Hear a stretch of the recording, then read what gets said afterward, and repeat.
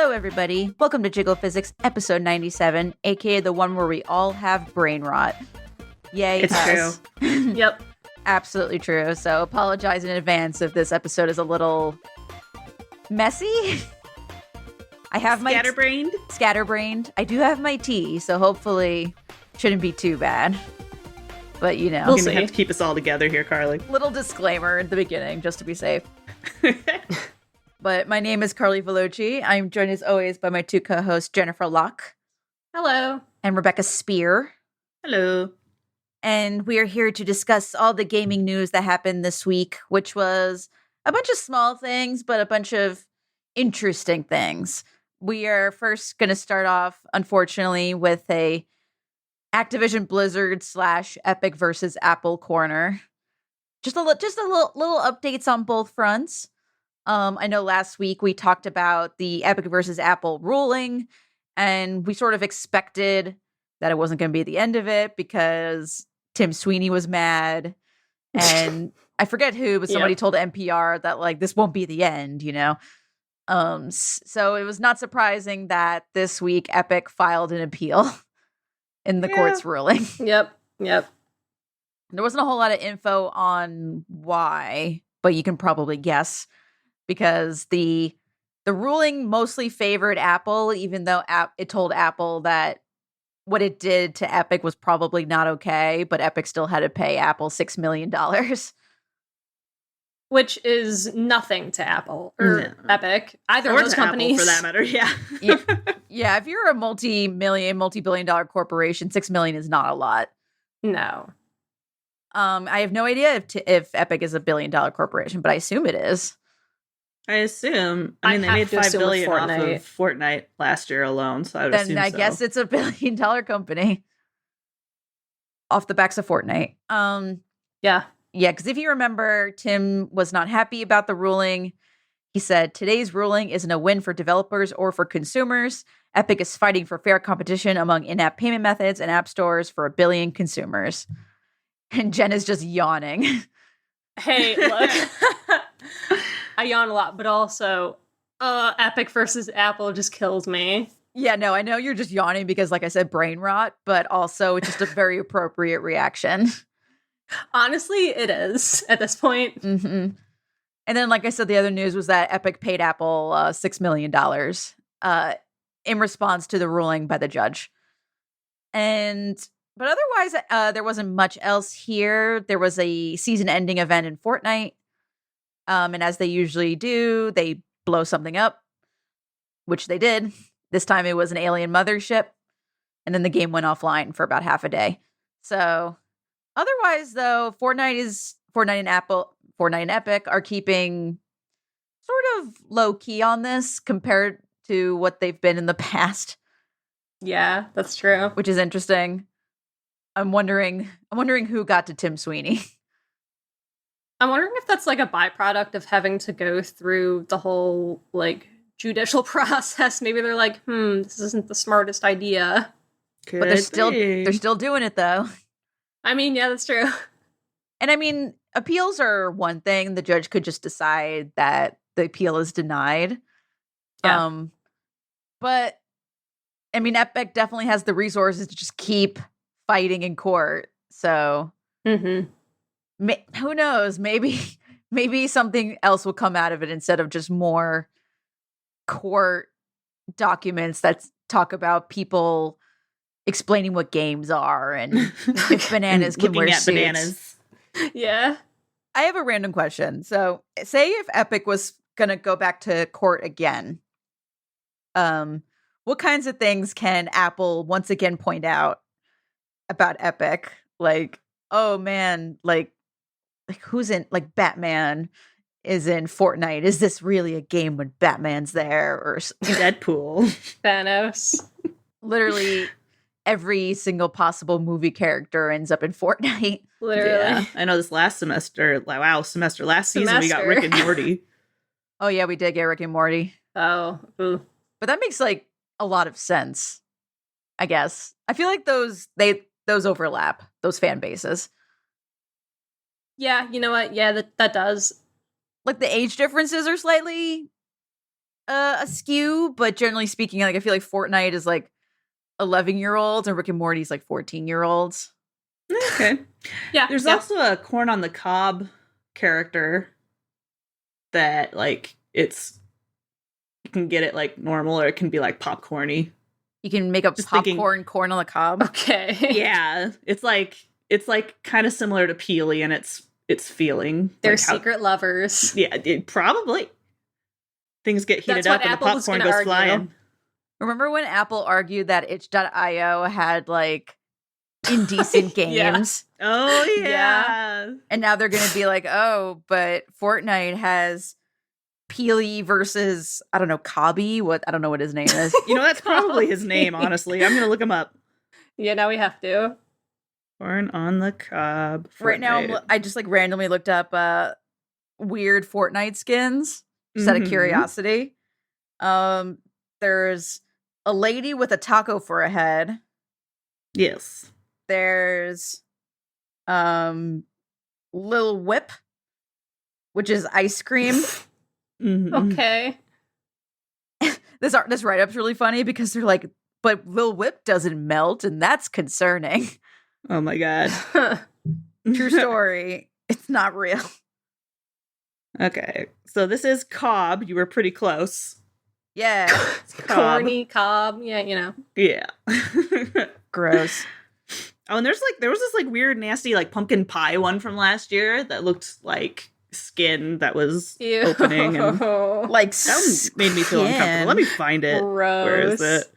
There's a version of Peely that's just bones. Yes. It's called Peely Bone.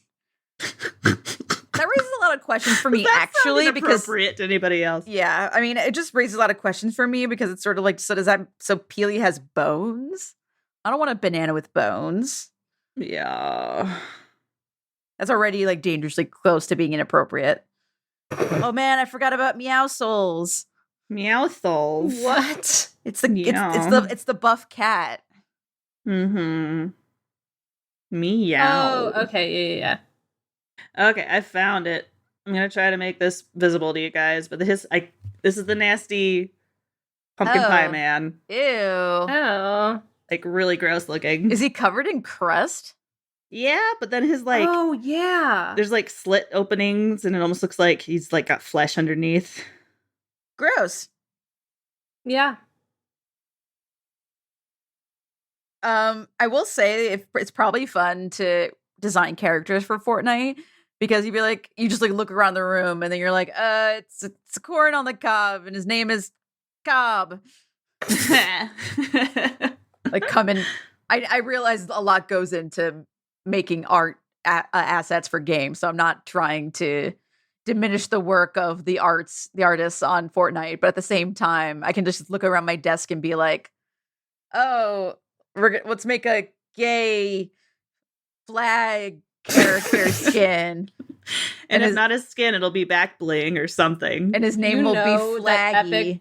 Epic would ruin that so much, like they did with the Martin Luther King Jr. like tribute, quote unquote. Stop. Yeah, that was odd. Yeah. Didn't feel right at all. It was not, and everybody said so. But it could have been a lot worse. I'll say that. Like, could you imagine? It could have. Can you imagine if they had a Martin Luther King Jr. skin? Oh no! No, stop it! Oh gosh! I mean, they already had the white and colored water fountains. What? Like it was like a sort of like exhibit you can walk around in Fortnite in. So you have like these pictures of like people in Rick and Morty skin standing in front of like white and colored water fountains. The problem with these things, because like I went in when they showed Tenet, and they did that whole thing. And the problem with this is you get people like teabagging each other. You get people that are like throwing tomatoes at the screen. You get people that are doing all this weird stuff. And unless they completely disable that stuff, you're going to get it on something that's super like serious and actually I think they had to disable a couple of things on the Martin Luther King Jr. server. Sure. Yeah, but even if they disabled everything, just having like a Rick and Morty skin character standing in front of that stuff is like, wow. Yeah, you just have to sit there and be like, I don't know if my brain is broken or if this is fine. Yeah. Like, is this just where we are as a society, or like there's a weird line here because I'm sure there are like 11-year-olds who see nothing wrong with it. Right, yeah. And people are like, well, Fortnite tried to do a good thing. And I'm like, I guess so. But you have to, there's a weird dissonance here. Do you not see that? Yeah. Like, you could have tried for something smaller first. Like, I don't know. What's a much less intense history exhibit you can have? Like, oh, here's to teach kids about Warhol. Here's a Warhol art exhibit in Fortnite. Oh, that's way better than my example. Oh, that'd be kind of a cool fit, actually. The Warhol thing. Because he's making fun of pop culture, and so this is pop culture. That'd be kind of interesting. He would be rolling over in his grave, though. He would. Yes and no. I think it would depend on how it was done. The Warhol estate's gonna sue. It was very interesting.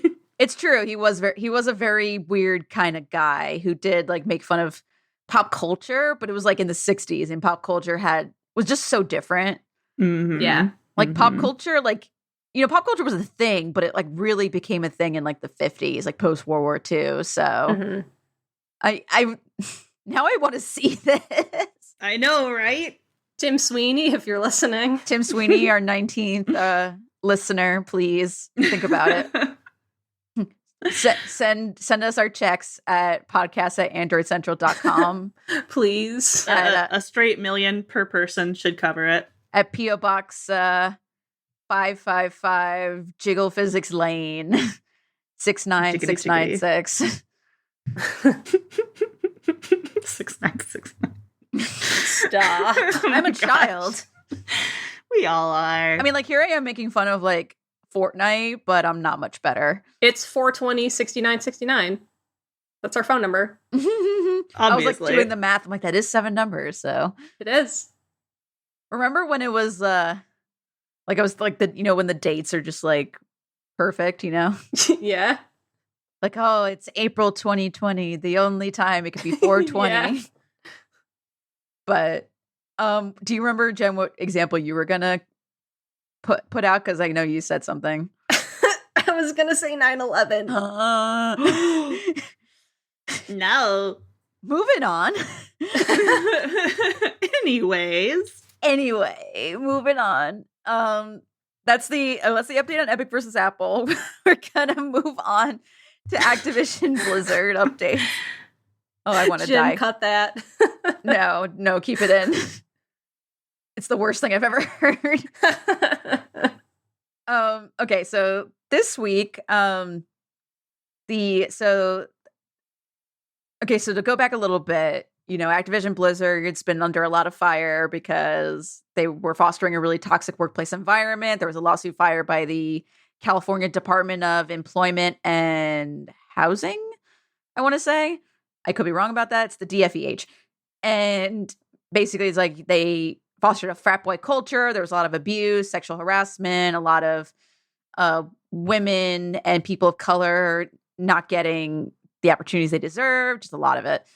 And there was a workers' collective formed called Better ABK, not a union, just a collective of workers that are just like, we have these demands. Executives, why don't you look at the demands and respond to them? It's been, a couple of months now? Maybe a month? I don't know what time is. And they have not responded to demands.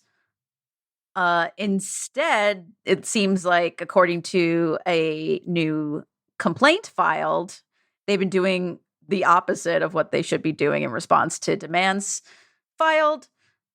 So this week, the collectors, the collective, I almost say collectors union, which isn't right. They filed a complaint with crap. I forgot. I didn't write the Communications Workers of America Union, which filed a complaint through the National Labor Relations Board. And it accused Activision Blizzard of like basically taking actions against employees, like to, like with surveillance and intimidation, interrogating employees, making coercive statements. So I'll read a little bit of the complaint. Within the last 6 months, the above-named employer, Activision Blizzard, repeatedly engaged in unlawful conduct by threatening employees in the exercise of the rights guaranteed by Section 7, which is the right for employees to form, join, or assist labor organizations and to bargain collectively. The employer has threatened employees that they cannot talk about or communicate about wages, told employees they cannot communicate with or discuss ongoing investigations of wages, hours, and working conditions, maintain an overly broad social media policy, enforce the social media policy against employees who have engaged in protected concerted activity, threaten or discipline employees on account of protected concerted activity, engage in surveillance, and engage in interrogation. That is bad. Yeah. That's a lot. Yep. Yeah, we don't have like a ton of details, but that's essentially what the complaint said. Mm-hmm. And the ABK statement better ABK statement on this was, management could have responded with humility and a willingness to take necessary steps to address the horrid conditions some ABK workers have faced. Instead, Activision Blizzard's response to righteous worker activity was surveillance, intimidation, and hiring notorious union busters. Which, if you remember, is Wilmer Hale, the third-party law firm they hired to audit the company, and has apparently just been standing in the way of any sort of communication. So, yeah. My cat is screaming. Oh, tell her I love her. Ellie, we have opinions? Yeah, they didn't do a good job, huh? Yeah, she says fuck Activision. Eat the rich! Yeah. But, Comrade Ellie. Which is funny because when we make fun of her screaming and like, oh, you have opinions? And it's always like what Ben Shapiro says that week. Because we're broken. But yeah. What do you folks think about this? Talk amongst yourselves while I kick her out of the room. I think Activision sucks. I think they're handling this entire situation terribly, which isn't much of a shock. I didn't expect them to meet any of the workers' demands, but it's just a shitty situation all around, and I really feel for those workers. But yeah, screw Activision. They kind of suck.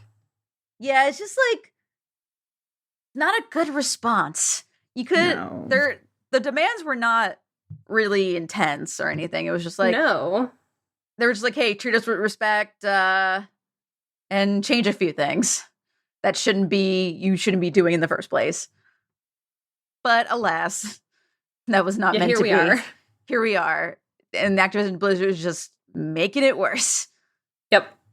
As far as I know, Activision Blizzard hasn't responded to said new complaint. But I have to imagine if their behavior is going to continue, they'll probably just ignore it until it gets worse. Probably. Look, just fire Bobby Kotick. Just do it. I mean, he'll be fine. He has a yacht. He makes millions of dollars in bonuses. He's not hurting. He's fine. Oh, is Fran Townsend still on the board there? Yep. Okay, fire her too.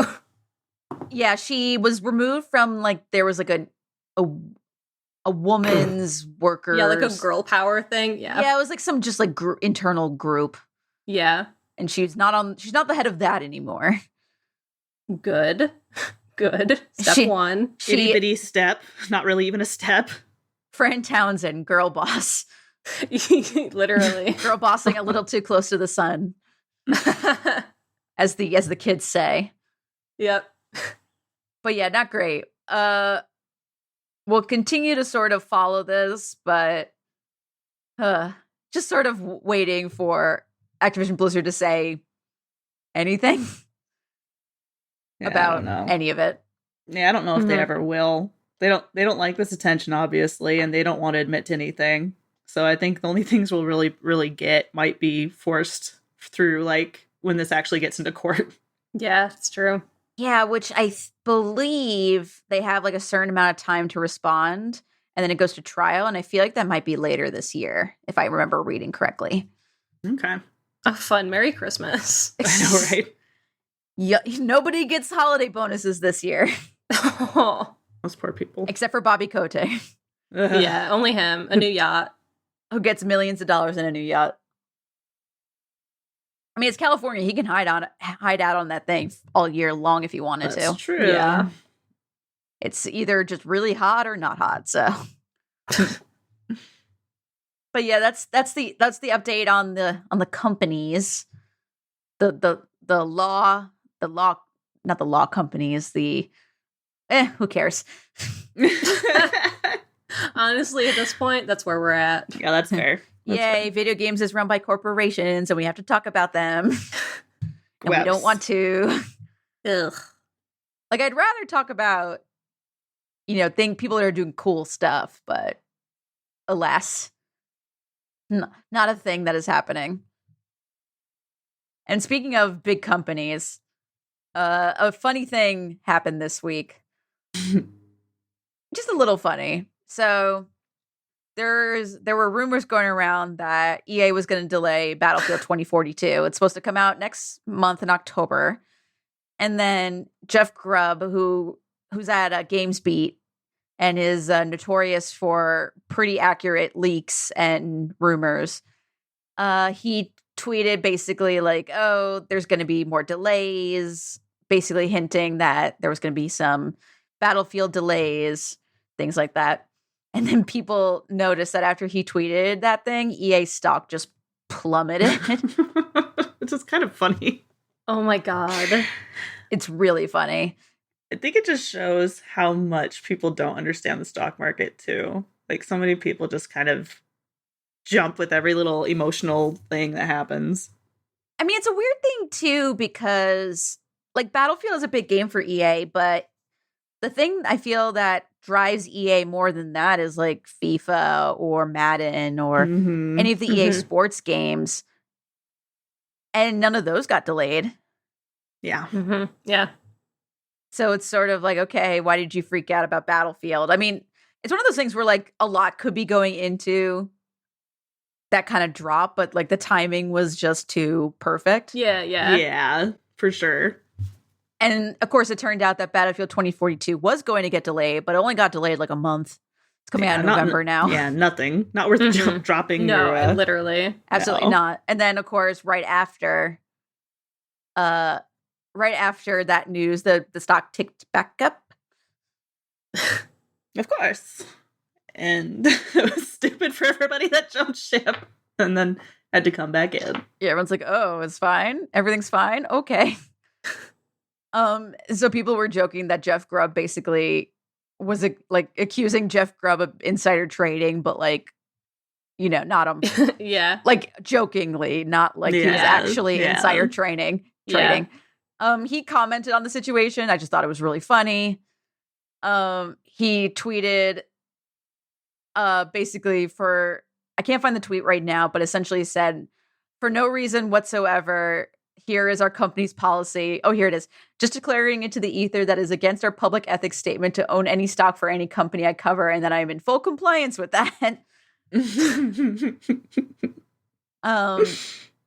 And then he said, just an overreaction. Why did Battlefield wait until after the market closed to make that announcement, which is fair. And the best part was trying to explain to my wife how I caused a tiny $2 billion fluctuation. Oops. Tiny $2 billion. Then he tweeted, it was an oopsie whoopsie fucky wucky. So awesome. It was. Which is another thing about this industry is that like one of the top analysts can say things like oopsie whoopsie fucky wucky, and everyone's like, ha ha, you're so funny. It's the state of the industry. It truly is the state of the industry. Companies are either overreacting to things or people are just generally acting not like professional adults, but we don't act like professional adults either, so I can't really complain about that too much. It's true. I sort of prefer it. It's more fun that way. It is. True. I mean, I prefer to nerd out about stuff in my life than go to a boring job. Exactly. Plus, there's a line between just having fun and, being actually unprofessional. Yeah, being a jerk. Yeah, and just having fun. Yep. Big difference. So I just wanted to bring that up because it's funny. But yeah, Battlefield 2042 coming out in November, which is like the least of the delays we've seen lately. There's been a lot of games that have been pushed into 2022 that were supposed to come out at the end of 2021, which has been very interesting for trying to cover on our end. Okay, but do you think those games are also going to make like that January, February, March window? I feel like some of them will and some of them won't. Like, I feel like Horizon Forbidden West probably will, but it might get like a month delay or something. Yeah. Dying Light 2 just recently got pushed from December to February. Oh, that's right, yeah. And I think that one is likely to stick with that date. I thought it was a very reasonable delay because they're, the reasoning is always we want more time to focus and polish up the game. Yeah. But it was supposed to come out the day before Halo Infinite. So I'm inclined to believe that was a huge discussion point. Yeah, I'm sure. Because that would have ruined the game. Like, there's already too many games coming out right now. And I have to imagine a lot of these indies are suffering a little bit. Yeah.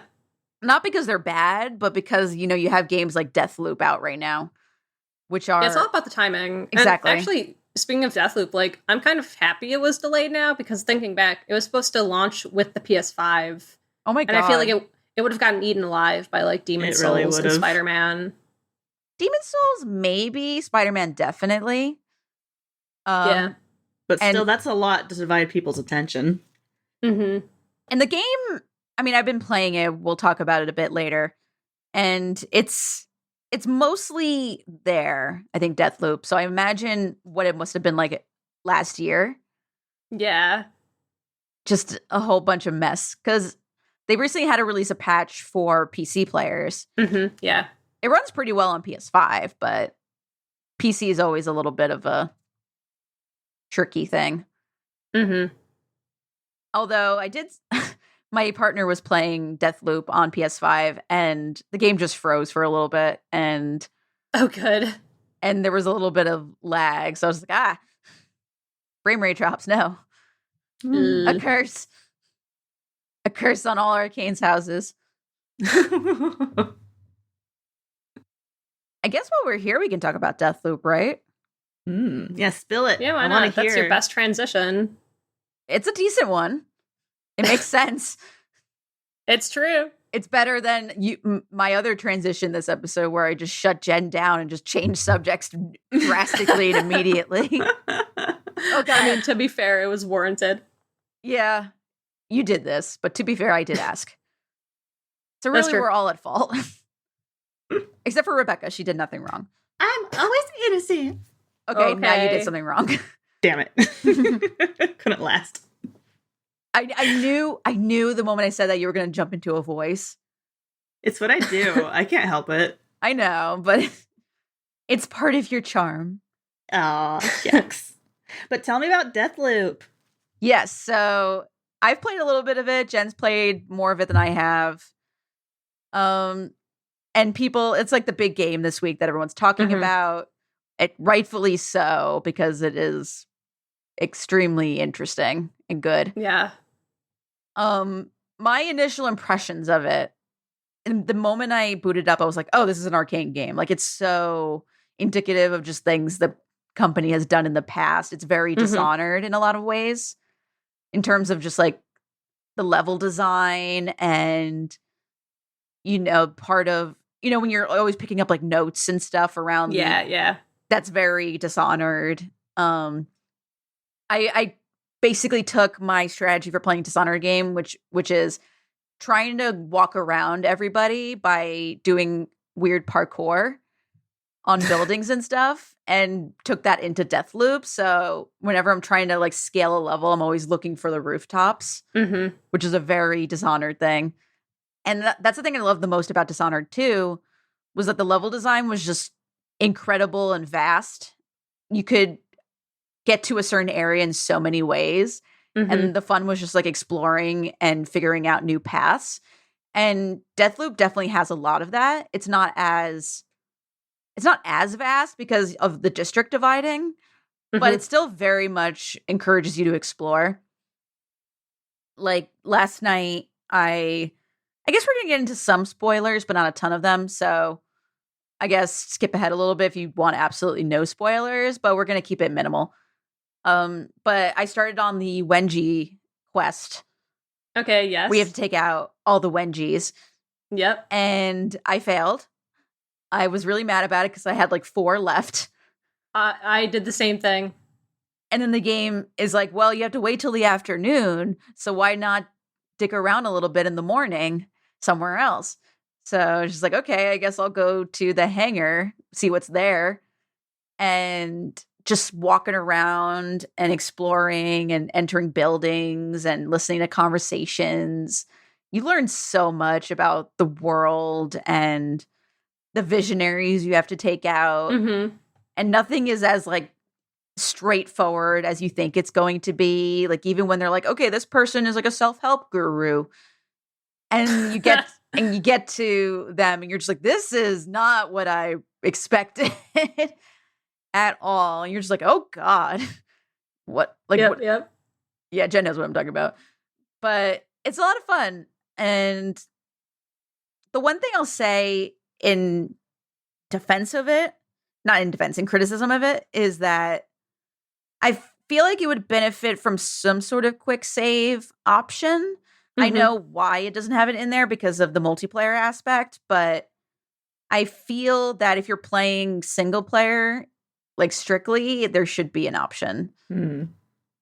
But otherwise, you know, the game is really interesting. It's not as easy to understand as you think, but it's also pretty easy to understand. Like it's always surprising you and introducing new things for you to check out. And it's very well written. And, you know, the dynamic between Colt and Juliana is just great.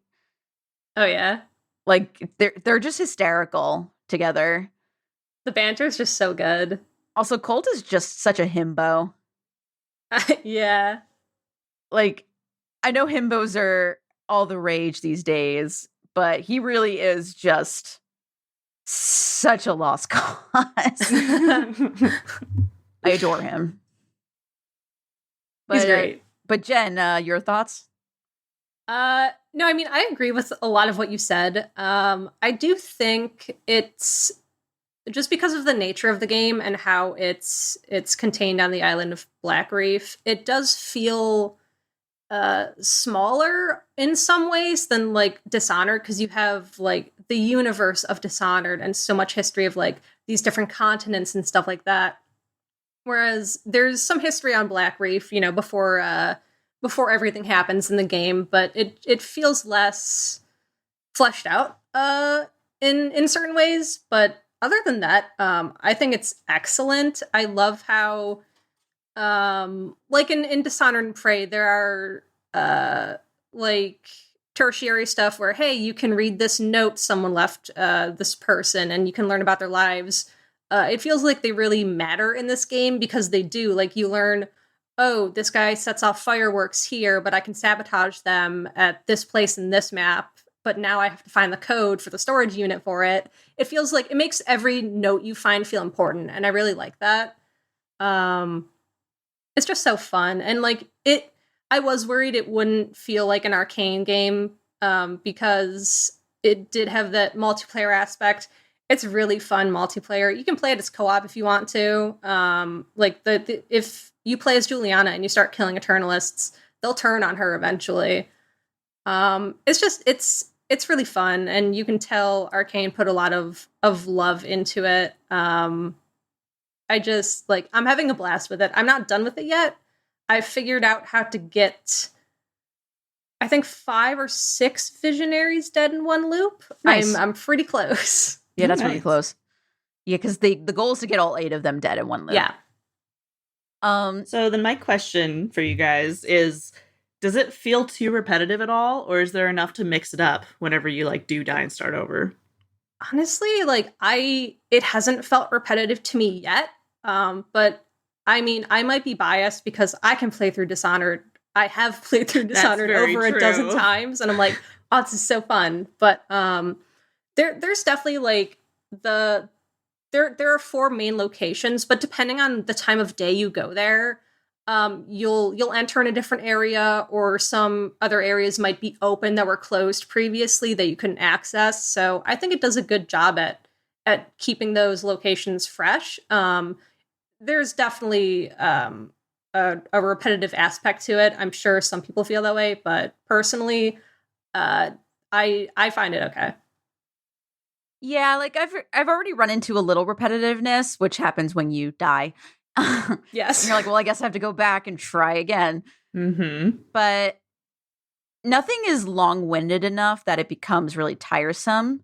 Okay. Like trying to get back, for example, in early game, you have to go to your flat in Upton, which is one of the districts. And if you go earlier in the day, it's a pretty straightforward shot to your flat, and you figure out like a routine, like, okay, go this way, you go there. At night, it's way more complicated because there's a party going on and there's a ton of more people out. More places are open than were before, but some other places are locked off. There's the fireworks, as Jen mentioned. So it changes it up just by going at a different time of day. So then you have to figure out like, well, this is my routine for getting to my flat at night versus getting to my flat during the day. So, and like I said, it doesn't take forever to get to your flat, so it's not super annoying to have to go through the same motions over and over again.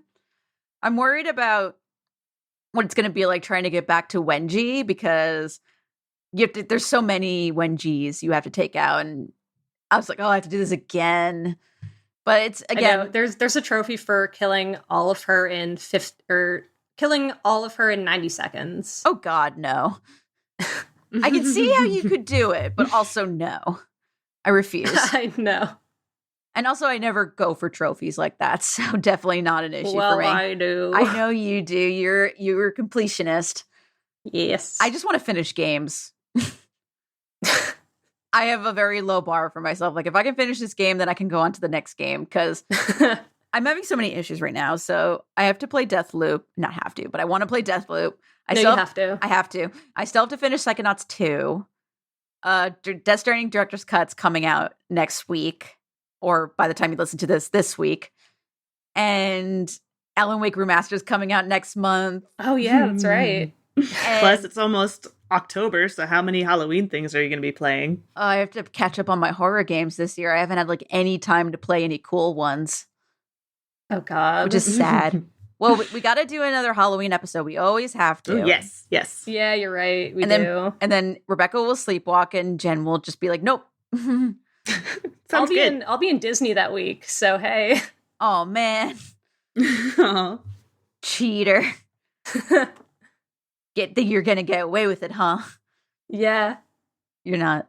I'll figure it out. I'll figure something out. I know. We'll pre-record it. Record it early. Exactly. There we go. But yeah, I wanted to ask about the multiplayer, Jen, because I haven't had the chance to really do that yet. And I know you've played Juliana a lot, so sort of what's that like? I know you mentioned already that you can play co-op if you really want to, and I think it's really cool that Arcane put that option in there. So is there anything else you can tell us about multiplayer? Yeah, I mean, I enjoy it a lot more than I thought I would. It doesn't feel like a multiplayer game. It feels like you really are just like inserted into a single player campaign. And what I really thought was nice was that I could just, I'm supposed to be hunting cult, but I can also just walk around these maps freely and like not have to worry about any of the Eternalists. And it's really cool seeing like all these little details that you may not have noticed, or areas that you may have missed previously because you didn't want to go to that location. There were like a bunch of enemies. I love stuff like that. It's almost like a mode where you don't die, even though you can die, obviously. Exploration mode. Yes. Yeah, it's like an exploration mode. That's what I was getting at, but my mind is like, no. Brain rot. Yeah, it's the brain rot. So I love that aspect of it. I mostly played with our coworker Samuel, so I guess my experience might be a little bit skewed because, you know, it's more fun to play with friends. But yeah, there are certain feats you can do in each mission, and you get points at the end of it. So like if you survive 3 minutes, you get 25 points. If you If you kill Colt with a headshot, you get like another 50 or whatever. So there's all these little feats you can unlock, and that levels up Juliana, and then you unlock new trinkets, new weapons, stuff like that. And her powers are really cool too. She has Masquerade, so she can take the appearance of any other character on the map, including Colt, if you're close enough. It's just so fun. Like, I love it. They made it feel like it doesn't feel tacked on. It feels like a natural part of the game, and it's really fun. Yeah. And like I said, I haven't played it yet, the multiplayer, but I do think it's interesting that sort of the ideas of multiplayer come over into the single player. So there's a randomness to the single player. Yeah. And we were sort of talking about this, I think, last week, where I was like, I wonder how speedrunners will do this game. And I've already figured out a couple of things. So the first thing you have to do in the game is you have to find the code for the tunnels that go underneath the entire island that you use to sort of get from one area to the other. The code is different it's randomized. Yeah, most of the stuff in the game is randomized for players. Yes, and also the first time I physically came across Juliana, and you have to fight her. I had a really easy time killing her because she literally stood outside my window, and so I just gunned her down a few times. Like, she literally was just standing. What do I do? But my partner played, and he had a completely different experience with Juliana, and she killed him. So it's super fascinating that this idea of randomness is just throughout the entire thing. And I'm really now curious how speedrunners are going to do it because of all these random aspects. Because I know one way to deal with speedrunning is, if you know the code, you can just input the code. You don't have to go look for it. And they can't do that at the moment. I'm sure they'll figure out a way. I saw a speedrunner play it or upload a video to YouTube today. I think he beat it in like an hour and a half. My God. Ooh. I don't know how. I mean, there's certain tricks you can do. Of course, there's always. Even if stuff is randomized. I know in Dishonored 2, you had to solve a riddle to get into, oh man, what's his face's place? You have to solve a riddle to get into this certain area. And the riddles kind of, it has the same like names and stuff, but randomized in what order they are, so it's not always the same. There's a trick you can do where it's like, oh, this first name corresponds to this fifth item, and the second name corresponds to the first item, blah, blah, blah, stuff like that. So I'm sure there are little things in Deathloop that you can do like that, like tricks you can do to make it easier, to figure out like a code or something. But yeah, a lot of it is randomized, so it definitely adds some time to your playthrough. But I think they did a really good job first making sure that it felt random, because that sort of, really adds to the game. Also because it is a loop. It's a time loop. They have to put extra care into making sure that the game feels fresh. The loop matters. Yep. We've had a lot of loop games this year, like time loop games. Yep. And some of them have done it better than others. And I think Deathloop has found a really good balance between using the repetitive nature of the loop by introducing random aspects of gameplay and story to change it up, while also making sure that you can use the repetitive nature to your advantage if you need it. Yeah, definitely. Especially because like after each loop, you feel like you've made progress because your progress is in the knowledge that you've gained, so it doesn't feel worthless. And I thought that was a good balance that they struck there. And I really like how, I don't know if you've gone to this part yet. I think it's the mission when you have to kill Wenji, but you can unlock this thing called Infusion, so you can keep some of your better gear between runs, which is really, really helpful. Yeah, I was really sad when Wenji, when I died. And I had so many trinkets. So many trinkets, you don't even know. And I was just like, no, I didn't even get to check him out yet. I'm not a huge fan of, I will say this, I'm not a huge fan of a lot of the guns in the game. I I mean, at least at the point I'm at now, I feel like a lot of them are kind of useless. Especially the nail gun that does nothing. Yes, it does nothing. It's really kind of like, oh boy. I understand why this is here, but it is not a good gun. It does not do what you want it to do. So mostly I'm just running up to people and slashing them with my machete or kicking them. But the melee is really fun. And so you're sort of, I feel encouraged to sneak around simply so I can use just hit R1 and just, kill somebody in one fell swoop without alerting anybody. And of course you have the really fun built-in, killing somebody gets rid of the body. Oh, yeah. Yep. Which is such a stupid thing, but I'm like, you know what? You made it make sense. I'll allow it. Right? Because Dishonored did this too. Like after a while, you can unlock certain powers where the rats will come and eat the body. So you don't have to worry about hiding bodies. And in this game, they just like built it in. Yeah, I know. They're just like, I don't know what you're talking about. There's no body here. I will say I've been seeing a lot of interesting conversations online about Deathloop and its accessibility for certain players. I'm trying to look for the thread right now, but I can't. Oh, I think I found it. Yeah, it's from Can I Play That founder Courtney Craven on Twitter. And they're talking mostly about the font size. Ooh, it's too small. I hate it. It's the Outer Worlds again. Oh, I hate it when companies do that. It's way too small. So like it's tiny. When you boot up the game for the first time, they do give you like, what subtitles do you want? What's the subtitle size? But they don't. This is all in her thread, but I experienced it myself as well. Because I always try and go for large subtitles because when I'm playing on my TV, I truly can't see. Yeah.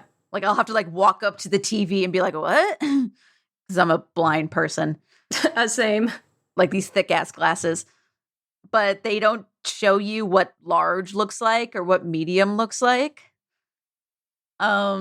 Which is, not great. And then a little pop-up will pop up to describe the options, but that's even smaller in font size. The menus are terribly small. I can't read them. And I hate this on console, but like when you have to use a cursor to select stuff in the menu. Yeah. I don't understand why people do this for console games. It's never like, unless you only play on console and you play so many shooters on console, you don't have that kind of dexterity. So I find it sometimes very frustrating when I'm trying to just like I open the menu to go down to options and I have to use my cursor instead of just hitting the down on my D-pad. But yeah, she showed a picture of the largest, what large looks like. It's not the worst, not the best. Yeah.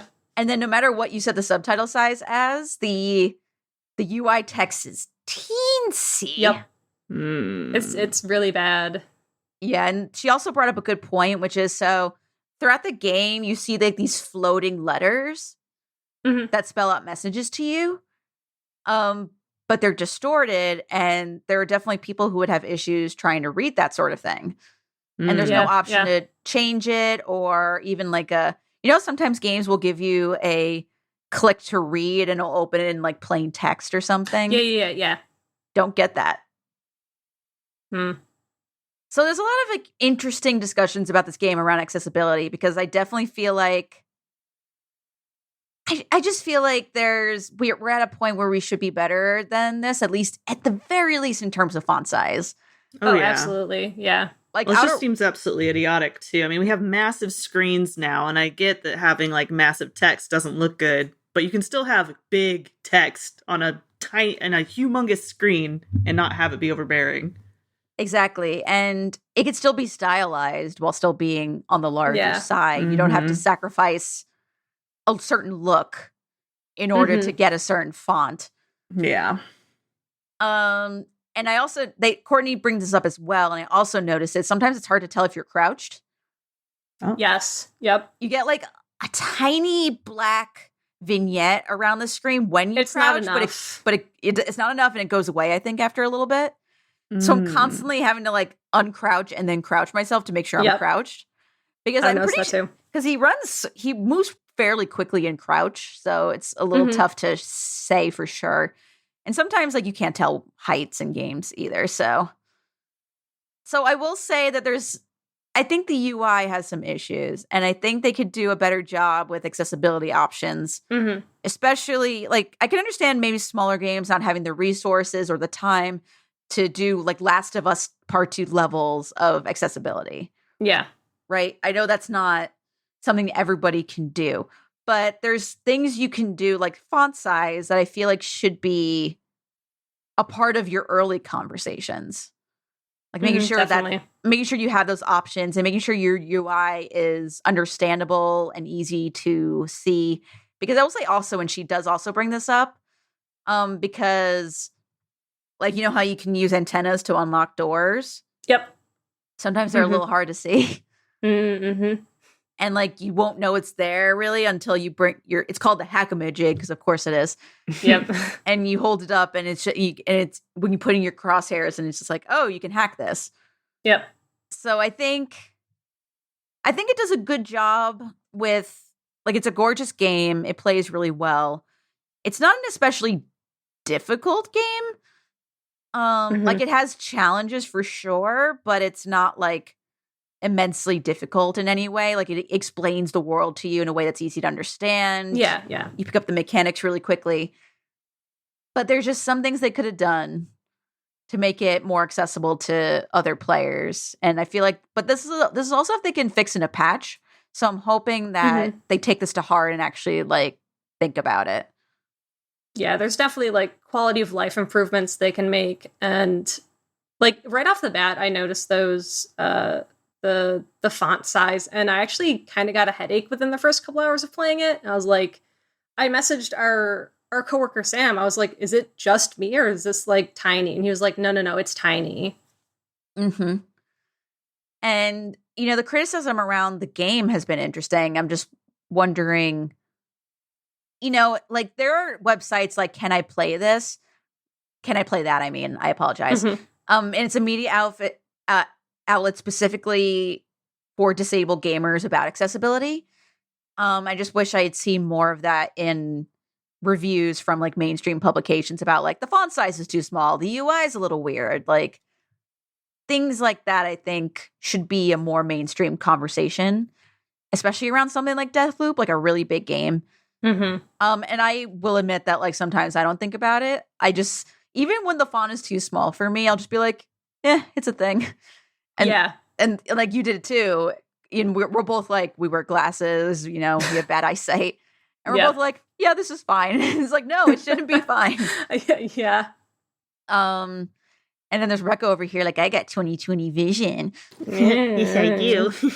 Don't push up your invisible glasses. As I'm the only one that doesn't wear them. Yeah, like with the middle finger, just. Oh, excuse me, I have an itch under the bridge of my. I see. Tell me how you really feel, Carly. I'll bring up my second finger, just like. Sorry. Sorry, I need both fingers to rub my eyes right now. They're just so itchy and dry. Rude. But otherwise, so Rebecca, you haven't played this game yet. So what are you thinking about Deathloop? I've been trying to decide because I don't like games that are too repetitive, but this game looks awesome. And I like what Arcane has done in the past. Like I like Dishonored. And so I'm like, I'm really kind of torn, honestly. I'm trying to save money right now too, so that doesn't help. Yeah. Too many games coming out right now. It's true. You and your 5 like collector's editions of Horizon Forbidden West. I returned them all but one. Thank you very much. Well, didn't return. I canceled. Yeah. Yay. But there's been a lot happening recently, and we're trying to save up money, and it's hard. When every single company is like, look at this massive statue. Isn't it cool? You know you want it. And I'm like, I have no self-control. Literally. Yeah. Yeah, we know. I'll just buy 5 of these. To be fair, I should never buy anything when I've just woken up because I You should not. have sleep waking issues. That's a very good general point. Yeah. Don't buy anything. Don't make any high stakes decisions right after waking up. Just generally a bad idea. It's very bad. Or when you're sleepy, probably don't do it. But I'm sleepy all the time. Okay, that's also true. And that's why I make poor decisions. Oh, I don't make poor decisions. I just avoid decision making entirely. That's its own problem. I know it is. I'm aware. Like today for lunch, I was like, I don't know what I want, even though I have options. No, I eventually did, but it was like there was like one sausage left from we made sausages earlier in the week, Impossible Ones, and I had like frozen tater tots in the freezer, and so I just put that together. Oh, God. Very nice, very nice. I used to do that for like dinners. I'll be like, frozen tater tots? Yep, we're good. And like I didn't even bother putting them in like the air fryer or the oven, so I just stuck them in the microwave so they were all mushy. Oh, but I truly just like I'm like, you know what? I've accepted my fate because I don't want to deal with this. Making food's like the hardest part of every day. It is. I can guarantee that by the end of the day, I'll be like, oh shit, I have to figure this out. I don't want to. We're not sponsored, but HelloFresh, really good. I've been using it, and like it actually makes me want to cook. Wow. HelloFresh, are you listening? Yeah, I think sponsor us. I think Jen just got some money for saying that. I wish. Jen, what's that behind you? Looks like somebody's coming in with a bag of Monopoly money cash. Oh my God. For me, never. A giant check. I have been curious about the HelloFresh thing. It is really. Is it good for it's like nice. 2 people, or is it really only like a single person thing? I'd say it's better for 2 people. Okay. Yeah, I use it for my partner and I. My partner eats a lot more than me, and he's usually like he's not super hungry afterwards, so they're pretty well proportioned. Mm-hmm. Okay, that's good because Dan's enormous and eats way more than I do. So yeah, they're pretty. Sorry, he's not fat. He's like 6'5". Like I know, yeah. 6'5". He's huge. Yeah, my partner isn't fat either, but he does eat a lot more than I do. So, but yeah, and you do get like cool recipes, and this is a HelloFresh podcast now. Apparently, it's so nice though. Yeah, it does actually help. I will say that it's convenient. Like it gives you the exact amount of ingredients you need, and you don't have to go out and buy like this weird ingredient you've never heard of, but buy like $100 worth of it because it only comes in like a huge package. Mm-hmm. Like they give you what you need, and I like it. Interesting. Okay. Yeah, like I run into the issue where I want to create some, like an Indian dish or something, and they have to go get like a specific spice from the grocery store. Yeah. And it only comes in a container that's like $10 for one spice. Right. And then you're never going to use it again. Yeah. Or in my case, I did this recently. I went to the store and asked for some obscure seasoning, and they're like, what? Yeah. Yeah. You're like, okay, you don't have it. Thanks. Don't make me feel stupid. To be fair, I've asked people in the grocery store, like, oh, do you have sun-dried tomatoes? And they didn't know what those were. No. Stop. So they're like, well, their tomatoes are in the produce. And I'm like, no, that's not. No, buddy. That is not what I am Very asking. Different. Yeah, just so you know, they're usually with the Italian food. That's good. Or the canned tomatoes, which are usually close together anyway. Mm-hmm. For some reason, our local store puts chicken bouillon in the Mexican food aisle. I don't know why that is a thing, but I was looking up and down the seasoning aisle for like forever, and I was like, okay, where is it? In my grocery store, it's usually in the soup/broth section. That's where I would expect it to check the soup or the seasoning sections, and nope. In Mexican. It was in the Mexican aisle. Because only Mexicans use bouillon cubes. Right? I was like, what the hell? I use bouillon cubes for any rice I cook. It doesn't matter what kind of rice it is. I stick a bouillon cube in there. It makes it so much better. So much better. Yeah. I recently made pumpkin soup, and it was really, really good. Oh, pumpkin soup. Don't listen, pumpkin. It's not what you think. She's literally sitting right next to me. I'm petting her right now. She's leaving me alone. I love you, pumpkin. We're not fattening you up, pumpkin. Promise. It's more like we're not fattening you up for soup. Ew.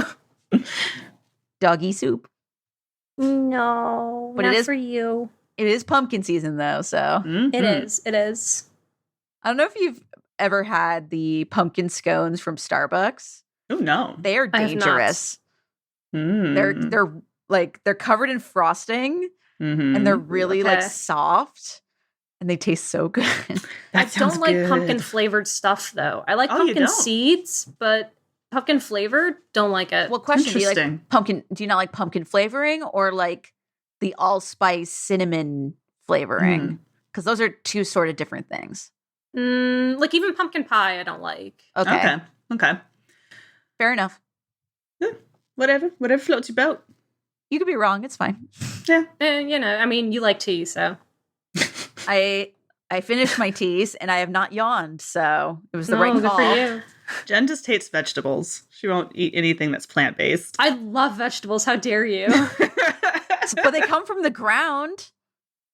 And you don't like tea because it comes from it's plants. It's also like water, though. It's like juice. It's not a solid vegetable that I can eat. You know what? I'm not going to argue because your logic is flawed.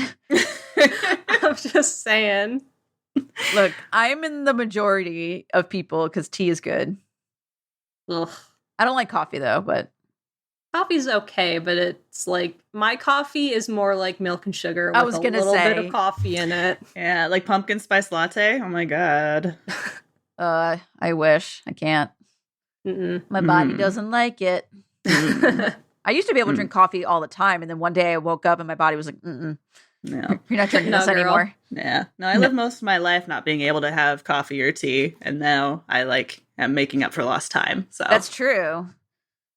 You can't have any hot drinks in Mormonism. Yeah, hot drinks. Except for cocoa. Cocoa's okay? Oh, yeah. Wait, hot drinks. really? Hot drinks literally applies to, like, alcohol. It means alcohol, coffee, and tea. But cocoa's fine.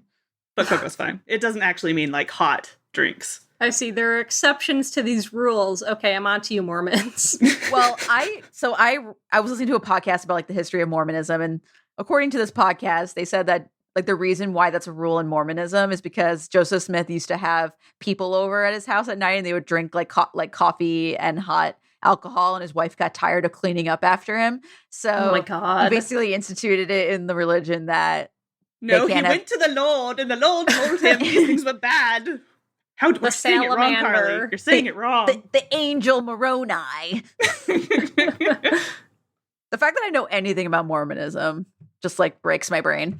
I think Murder Among the Mormons kind of made it more interesting for people. That's all I know about Mormonism is from that documentary and you. The salamander. Ooh. Yeah. I was watching that. Let me tell you weird stories someday. I was watching that like, why don't I know about the salamander? And then the documentary's like, oh, it's fake. And I was like, okay, well, that's why. Yeah. I feel like I would have heard about this because that is silly. Indeed. But no, an angel is fine. Mm-hmm. Anyway, this is not a Mormon history podcast. Indeed. It could be. No, we are games and cryptids and HelloFresh. I want to leave that world behind. Let's never discuss this again. Yes. Let us move on to things that are good, like Nintendo. Yay! So there were a couple of interesting things that happened this week. One, the GameCube's 20th anniversary. Yes. Congrats on almost being old enough to drink. Mario Kart Double Dash. And then there was an update that basically now allows you to use Bluetooth headphones with Nintendo Switch. And people were like, wait, this was here all along. Mm-hmm. Just hadn't been turned on.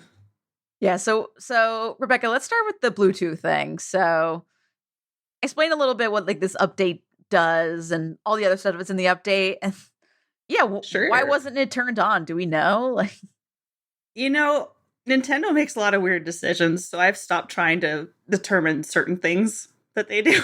This one, I have no clue. Like, part of me has always figured that the reason they didn't have Bluetooth is because they don't want to have voice chat. And so they don't want to, like, because it's supposed to be like a family-friendly console, they're trying to cater to kids and making a safe environment when they play online. So a lot of like even the chat functions in games are very controlled and limited. So I've always assumed that that's why like headsets and things like that haven't been as easy to use. And I've assumed that's why the Bluetooth specifically for headphones hasn't been available.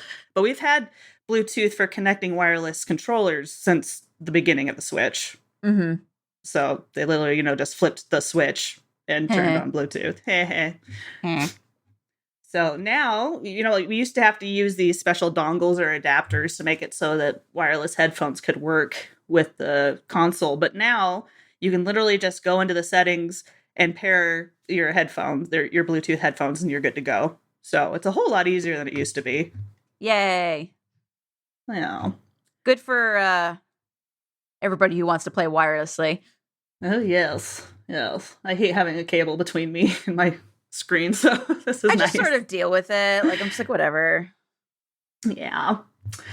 But there were some other things in the update, some minor things, but also, like, this was kind of a strange thing. Like, people realized there was an update for the new OLED models dock, which is releasing on October 8th. And everyone was like, what? An update for the dock? What's that mean? Mm-hmm. What does it mean? Well, there's a lot of conspiracy theories. Put on your tinfoil hat, everyone. Oh, I'm so ready. Oh, yeah. Okay, so here's what's going on right now. So since we've learned that there's been an update to the OLED model dock, people are now speculating what actual hardware is in the dock. For example, if it has a new 2.0 HDMI instead of the 1.4 HDMI like the originals have had, that could mean that it could support 4K if an update was just patched through. Ooh. So people are wondering if this is a little itty-bitty step towards getting us closer to the Switch Pro. Da-na-na-na. Da-na-na. That's what I thought the OLED was going to be. That's what everyone thought the OLED was going to be. And I'm still buying it. I am too. I think it's like, honestly, if you only had the original Switch, not the V2, it is a good upgrade. Like, it's a little pricier than it should be, but it's a good upgrade in that way. Yeah, I mean, I'm still good with my Switch Lite because I got it specifically because it's more portable than the regular Switch is. I don't need... My partner has a regular Switch. I don't need my own regular Switch. Mm-hmm. Yeah, no, that's fair. Sure. That's fine. So yeah, those are the big things. There are a few other small updates with it too, but those were the big updates. And what else happened with Nintendo this week? I hear something about a price cut. Yeah, so was it Nintendo Alerts? I think is what they're called on Twitter. Last Thursday, I want to say, tweeted and was like, "There's going to be a price cut for the Switch come Monday," and everyone was like, "What?" And then come Monday, Nintendo's like, "Price for the Switch has cut by like $50."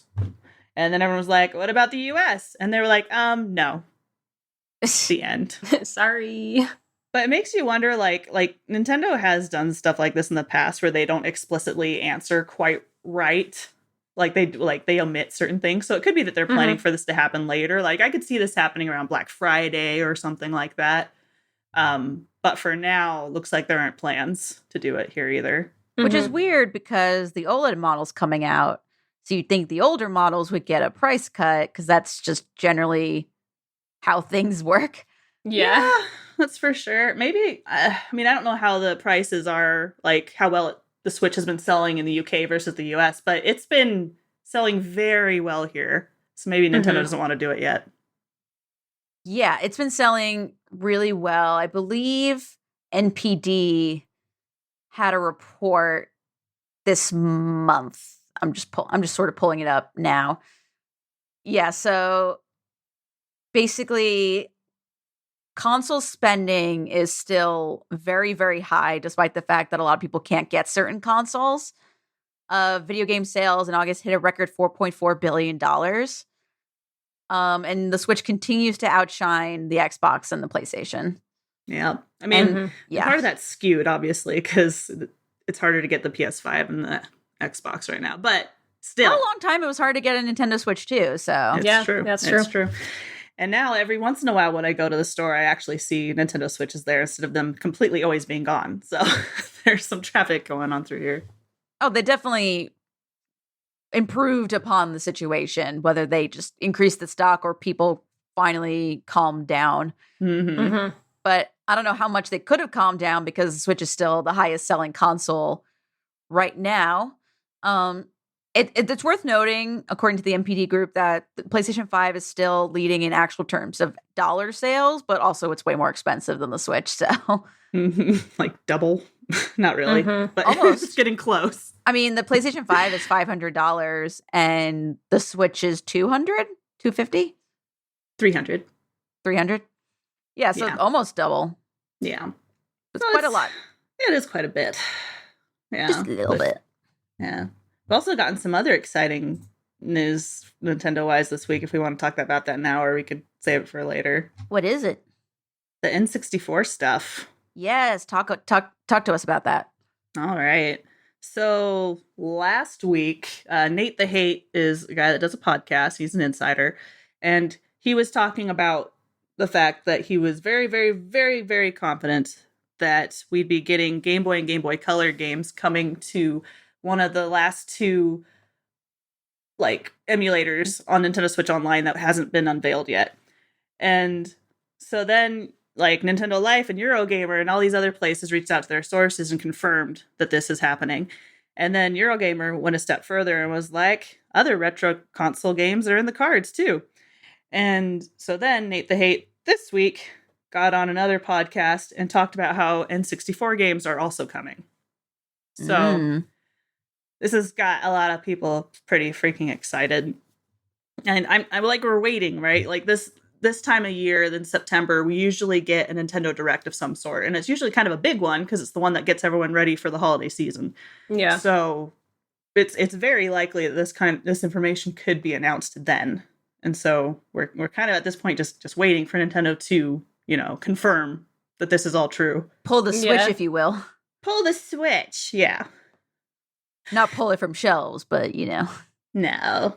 But the question then comes is, will this be on Nintendo Switch Online, or will this be like an added subscription that people will have to do? And I am very, very confident in saying that I'm sure Nintendo will ask us to pay more to get these other games. Oh, absolutely. So, and not only that, but like we've talked about last week or the week before, like even if there becomes an N64 emulator on Nintendo Switch Online, they're going to be like, but we're going to hold on to Ocarina of Time. We're going to hold on to Majora's Mask. We're going to sell those separately. Like, I'm sure that's what's going to happen.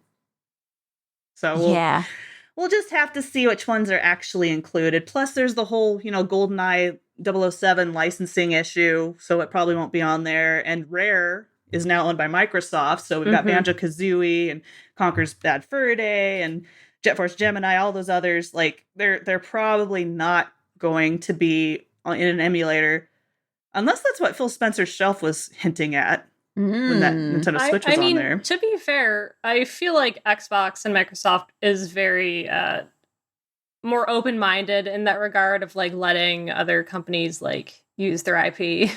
Yeah, and I mean Banjo-Kazooie recently did come to Smash, so I mean like they're far more amicable than they have been in some points. So who knows? But it's also, since there is like licensing stuff to figure out, it might not be there. Yeah. So don't expect it, I guess. Yeah, my only concern is that when Nintendo has done stuff like this before, they've always sort of held back a bit. They'll be like, look at all these classics, and there'll be like 5 out of 20 are actual like things people would want to play, and the rest of them are like, I've never heard of this. Yeah. Which is, I'm not saying that like people wouldn't want to play maybe a game they haven't really heard of, but it's always interesting when people talk about, oh, the classics are finally coming to the Switch, when in actuality, it's probably going to be a very small selection of them. Yeah. Like you said, probably because of licensing issues, but also because, I don't know, like Nintendo just like always holds back a little bit. They do. I think, it doesn't always make sense. Like there's still some SNES big games, like big ones that I've been wanting to get on Nintendo Switch Online, and they're still not there. Some of that is licensing issues, like I guess Super Mario's RPG is definitely tied up in Square Enix licensing issues, but like there's a few others on there that still haven't come, and it's like, okay, like Are we ever going to be able to even purchase these separately? Or is it just going to be in video game Nintendo limbo? Definitely just like, well, I hope you have an SNES. Yeah. And find a used copy. A working one, yeah. Exactly. But yeah, I'm interested to see if this is true. I'm inclined to believe it. At least a version of this will be true. Mm-hmm. Whether it'll be announced this year or not is unclear. I'm curious if it's going to be part of Nintendo Switch Online. I have to imagine it won't be, because Nintendo would want you to pay extra for it. A smart thing to do would be to have like a reduced tier for people who subscribe to Nintendo Switch Online, and then maybe a more expensive tier for people who don't. Mm-hmm. Yeah. But I don't work for Nintendo, so what do I know, really? Yeah, who knows indeed. Or else maybe we'll just get another weird collection like Super Mario All-Stars, and that'll be it. Meh. Yeah. Which people bought. Indeed. It's true. It sold incredibly well. So it's one of those things where like people were mad about it because it was like one of those limited time only kind of deals. And also they didn't really do a ton to those games to make them, they just ported them over essentially. But people still bought them. That's true. I bought them just so I would have the option to play them at some point. The problem is they're still the classics that were so huge and influential back then. But then they weren't worth the price of what you paid because nothing had been done to really gussy them up. Right. Yeah. So it's all a very strange sort of scenario. So I'm honestly inclined to believe that Nintendo will have a version of this and it will not be what people want. Probably. I mean, that's kind of what Nintendo does. Exactly. Be honest here. And then people will still pay for it. So Nintendo will still see it as a success. And you're right. Yeah. It's true. Don't look at my amiibo and all the things behind me. I don't buy Nintendo crap. Let's see. Wait, what's on your shirt now? Definitely not all the Mario characters. Yeah, I saw that when you came on. I was like, that's a Rebecca shirt. Yeah. Yeah. I saw it in the store and it made me happy. Yeah. Aww. But yeah, it is the 20th anniversary of the GameCube. We don't have a ton of time left, so we can't talk about it a ton. But I just want to say, happy birthday to the GameCube and Luigi's Mansion and Mario Kart Double Dash and Beyond Good and Evil and Resident Evil 4 and Resident Evil Remake and Legend of Zelda Wind Waker. Pokemon XD Gale of Darkness. What was it? The Pokemon XD Gale of Darkness. XD Gale of Darkness. That is such a name. I know. I know. I love it though. And just all those games, and to its purple little box with its cute little handle. Yeah. And its kooky controllers that people still use to play Smash. It's a perfect little gem. Ain't ever done nothing wrong. Which is funny because people didn't like the GameCube when it first came out. And it also wasn't a commercial success either. It was not. No. It's always crazy for me to look back and see like the N64 wasn't a commercial success. And, like the GameCube was a failure. And it's like, what? You're like, where? Yeah. I mean, nostalgia is always a very powerful force. Oh, absolutely. Mm-hmm. And Nintendo has it in spades. More so than most other gaming companies. Mm-hmm. I'm looking right now at a picture of a GameCube with a broadband adapter installed. Oh my. And there's a keyboard controller, and it is wild. Beautiful. Chef's kiss. It is a full keyboard. It's not like the little ones you can get for your Xbox these days. They're like this, it's a full-size keyboard with little like controller stuff on the end of it. Perfect. I love these like old school accessories. They're all so dumb. In hindsight, the word you're looking of course, for is amazing. Yeah.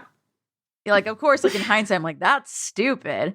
But people were like, oh my God, I can use my keyboard with my GameCube.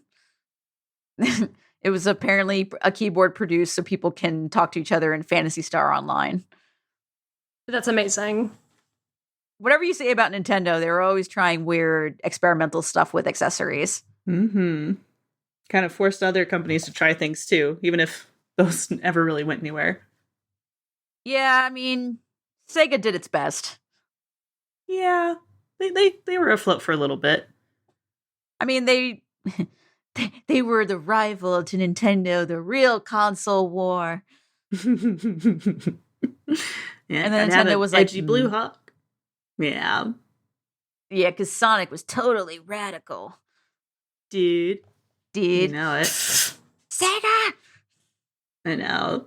Actually, my nephew just got really into Sonic. And, like, I used to be obsessed with Sonic when I was about his age. And, like, watching him play Sonic and hearing Sonic say all the stupid things like, we're going to beat you up, or, like, stuff like that. And sounding, like, all cool and everything. Oh, my God. Like, oh, my gosh, this is totally a 7-year-old game. This is totally a 7-year-old character. It makes sense.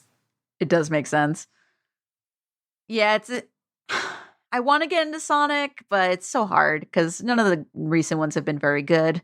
No, and even Sonic Ultimate Colors. I mean, they released a patch that supposedly got rid of the seizure-inducing glitch. Oh, God, yeah, that was bad. But love a good seizure-inducing glitch. Oh, you know it. You know it. But it was still buggy, even without that specific glitch. It was still really buggy. Yeah, you mentioned that in your review. Mm-hmm. Which is disappointing because Sonic needs a win. Although I guess he has the movies. That's true. Maybe that'll open things up for them a little more. Got that second one coming. Idris Elba, man. That's right. I forgot. Oh my gosh.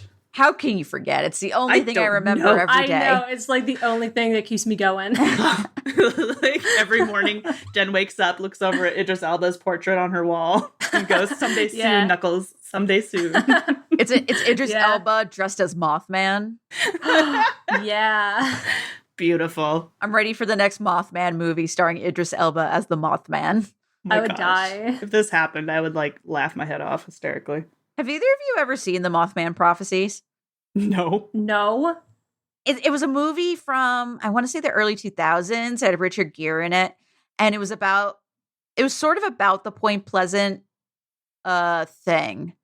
But and it's sort of only, like, they never really showed Mothman. Like, it wasn't about Mothman, but it was about, like, the incident surrounding it. Okay. The bridge collapse and all that. Right. It's not a bad movie. It's just a little like, oh, I wish like Richard Gere was having like one-on-one conversations with Mothman, and Mothman was just standing there, like wings out, just being like, "Hello, aw, I'm a harbinger of doom." I really hope he talks like that. That'd be amazing. He is. It'll be like Bane in the Harley Quinn animated series. Oh yes, freaking love Bane.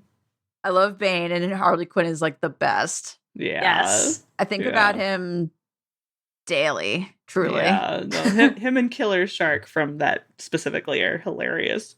Oh, or King Shark. King Shark, and that is, King Shark, yeah. Everyone in the Harley Quinn show is amazing. That's true. It's perfect. Love the Harley Quinn show. Yeah. Just to see a bunch of villains, Batman villains, at a bar mitzvah. It's so good. That's such a good one, too. Oh, I need to rewatch it. I've been thinking about it because I don't know when season 3 is coming out, but it's in the works. So yeah. Well, you know, there's going to be some kind of gag about Batwoman or Catwoman. I hope so. Batman. Yup. I'm excited. I'll be there just for that. Yeah, no, honestly, like once it happens, I'm gonna like just throw my TV out the window because I'll be like, TV has peaked. There's nowhere to go from here. TV's over. Done. Like, nope, we're done. Like, people are always saying like, oh, Breaking Bad, peak TV, Sopranos, peak TV. And I'm like, no. Harley Quinn. Oh, Harley Quinn making a joke about Catwoman and Batman. It's sort of like when I had to like take a break because in Doom Patrol, there was like a bunch of walking butts. What? Watch Doom Patrol. Okay. Just like watch it. Harley Quinn together. Beautiful. Mm-hmm. Both DC. Yeah. But yes, was there anything else we wanted to discuss? I think we covered everything because we're sort of at the end of this week's episode. I think that was everything. Yeah, I think we're good. Cool. So we can go quickly around the room and talk about what we're playing, even though we sort of already did that because Deathloop is out. Loop.